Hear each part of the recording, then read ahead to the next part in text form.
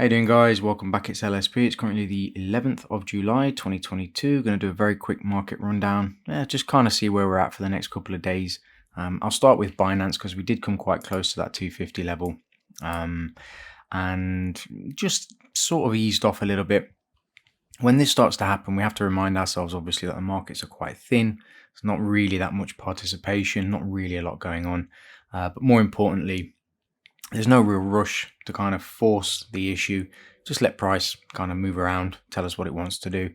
Now, on the 4-hour chart, we can see that price has come into what is a liquidity pool, but I don't really trust it too much. And I want to focus predominantly on higher time frame analysis at the moment because the higher time frame levels are going to provide much stronger levels and also much stronger sensitivity. The lower time frame levels in markets like this are probably best used for small nuances, just picking up on little things to see whether or not we're getting trend breaks, or what's like subtle shifts in flow and so on. So the question is, are we still likely to see this 250? Yeah, we came very close, a couple of dollars off, maybe slightly less, about 247.48. It's about $1.50 off, $2.50, off that 250 level. But the question is, like I said, are we going to see this 250 level? And if so, with this ease off now, that next run up should realistically put us around about sort of 260 to 270, right? Which wouldn't be a bad thing. That's actually pretty cool. But again, the question is it going to happen? Unfortunately, because price is moving the way it's moving and there is no real participation in the market at the moment, people are waiting for CPI numbers this week and so on. It's very unlikely that we're going to see the precursor to this happening. Yeah. So normally you can kind of drop down to an hourly chart, for example, and kind of get a feel for how price is moving around, kind of flesh everything out. But at the moment, because there's not really a lot going on, the markets are dry, the markets are quiet. Kind of waiting, that we're effectively in that waiting game. It makes it so much harder to see these subtle nuances, right? So for now, I'm just going to say, I'll just drop back down to the 4-hour.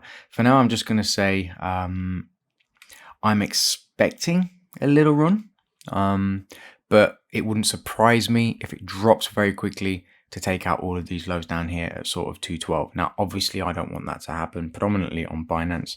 Bitcoin can do whatever it wants, right? But Binance, we want Binance to hold pretty well. But these are the possibilities at the moment, so we just, again, have to be patient, just kind of let price do its thing. So if we just do this and go over to Bitcoin, and again, Bitcoin, slightly different structure as we know. This drop going into liquidity, just hovering above this very large liquidity pool. So that next run up, if it happens on Bitcoin, should probably put us around about 24,000, maybe slightly higher. The possibility of this happening is the same as it is for Binance, is the same as it is for pretty much any other asset class at the moment with such slow markets. Any amount of sort of larger volume coming into the market creates and can create quite extreme volatility. Okay, so we have to be mindful of this as well. Generally, what we want is something sort of akin to the forex market where there's so much volume going in and out of these these forex pairs. The fluid movement of price, okay, is so much easier to read because you don't necessarily, unless it's around a news event, get these explosive moves for no reason type of thing. Whereas with cryptocurrency, with it being quite volatile, it is very likely, or should I say it's much more likely, that Bitcoin, for example, just tanks and hits like 16k, or just rips and hits 26.